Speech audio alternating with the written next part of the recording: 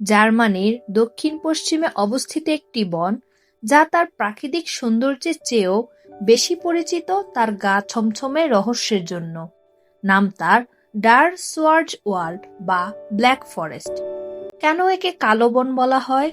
কারণ এর গাছগুলো এতই ঘন যে দিনের বেলাতেও সূর্যের আলো মাটিতে পৌঁছাতে পারে না। কিন্তু এর অন্ধকার কি শুধুই আলোর অভাব, নাকি এর গভীরে লুকিয়ে আছে এমন কিছু যা মানুষের কল্পনার চেয়েও বাইরে?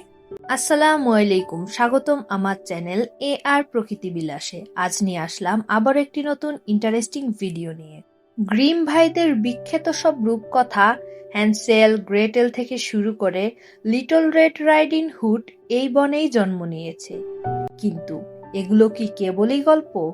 স্থানীয়রা বিশ্বাস করেন এই বনের প্রতিটি বাঁকে ওত পেতে থাকে ডাইনি, নেকড়ে মানব আর অতিপ্রাকৃত আত্মারা।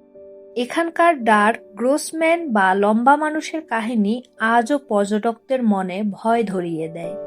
এই বনের ঠিক মাঝখানে একটি হ্রদ আছে, যার নাম মাম্মেলসি। বলা হয় এই হ্রদটি অতল এবং এখানে বাস করে নিস বা জলপরি। কথিত আছে রাতে তারা পানির ওপর উঠে আসে, কিন্তু সূর্য ওঠার আগেই ফিরে যেতে হয়। যদি কোনো মানুষ তাদের জগতের সীমানা অতিক্রম করে, তবে তারা আর কখনোই ফিরে আসে না। অনেক ডুবুরি এই হ্রদের গভীরতা মাপতে গিয়ে ব্যর্থ হয়েছেন। ব্ল্যাক ফরেস্ট কেবল রূপকথা নয়, এটি বাস্তবেরও একটি গোলকধাতা। প্রতি বছর বহু মানুষ এই বনের ট্রেইলে হাইকিং করতে গিয়ে নিখোঁজ হয়ে যান। কেউ কেউ ফিরে আসেন আতঙ্কিত হয়ে, যারা দাবি করেন বনের ভেতর সময়ের গতি পরিবর্তন হয়ে যায়। কেউ কি সেখানে আপনাকে দেখছে? সেই অদ্ভুত ছায়াগুলো কার? বিজ্ঞানের যুগে দাঁড়িয়েও ব্ল্যাক ফরেস্ট আমাদের মনে করিয়ে দেয় যে প্রকৃতির এমন কিছু দিক আছে যা এখনো ব্যাখ্যাতীত। এটি কি কেবল একটি জঙ্গল, নাকি অন্য কোনো জগতের প্রবেশদ্বার? হয়তো কিছু রহস্য রহস্য হিসেবেই থাকা ভালো। পরের বার যখন আপনি কোনো ঘন জঙ্গলের পাশ দিয়ে হাঁটবেন, মনে রাখবেন সব অন্ধকার কিন্তু নির্দোষ নয়।